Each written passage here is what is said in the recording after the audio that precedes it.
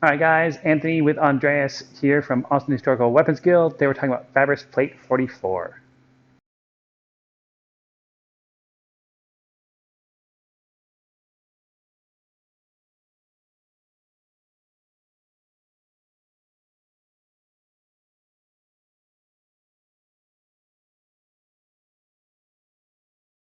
In Plate 44, Fabris shows a wound of a second against a third. And this is contrary to what we said in the previous one.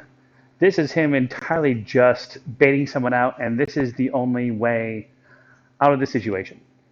I'm sure that at a deeper level, this is definitely teaching you like ways to start compensating for being out of position, being out of place, and looking at it from that kind of pedagogical point of view of like, okay, what are we actually pulling out of this drill, as opposed to saying like, cool, you should do this in a fight, is definitely puts this, for me at least, in a more intuitive sense of where things come out and where things go.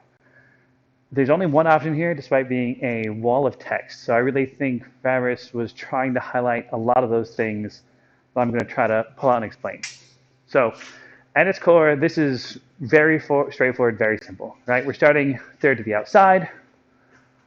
I'm going to make an invitation. I'm going to make him attack one of my upper openings, right?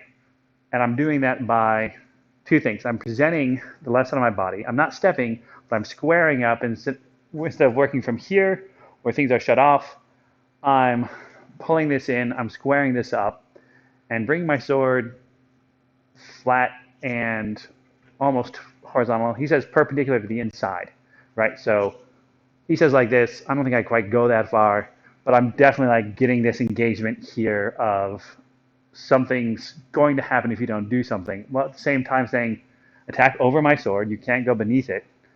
And I'm giving you both sides of my chest to deal with instead of only the one, right? We're never quite on face refused like this, but at the same time, very rarely do we sit fully square chest. And Fabris is telling us right now, open that chest up, make that a big target. While we're doing that, he says, get your hand by your forehead.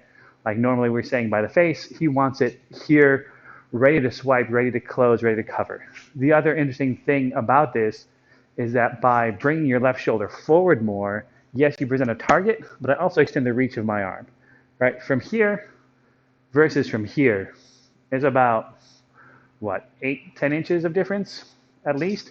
That's more time, more blade, more reaction before a target gets hit. Basically, I'm making my chest an equal target to the right side of my chest, which my left arm will never be able to protect, right? It's here. Now everything's square. Now I have a lot more reach.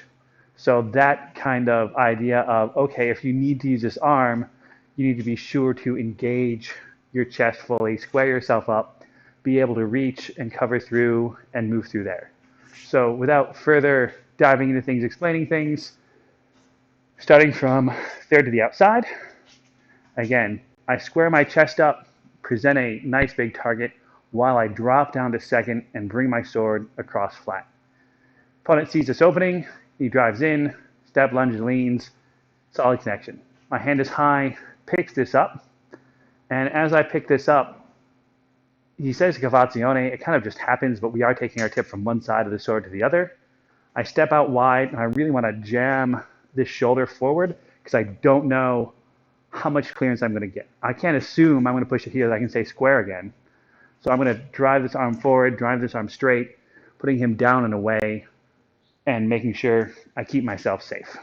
So again, from the outside, as I face and drop, get my hand high, ready for this action from here.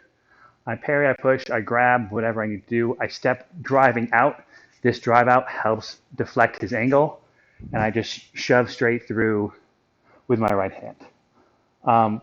Incidentally, like notice on this one, in the text, the sword is sticking out a lot on this plate. So to help emulate that and create safety, I'm not actually stabbing Andreas, I'm just putting it beside him. But rest assured, if I wanted to, that 3-inch difference could easily make up. So one more time again, from the outside, I make my opening, press, and control. As always, if there are questions or concerns or feedback on these, I'm always happy to hear them, happy to discuss these. I'm learning just as much as everyone else is. If you guys want to reach out and chat, you can comment below, Facebook, email, anything like that. Otherwise, have a great night, and we'll see you guys next time.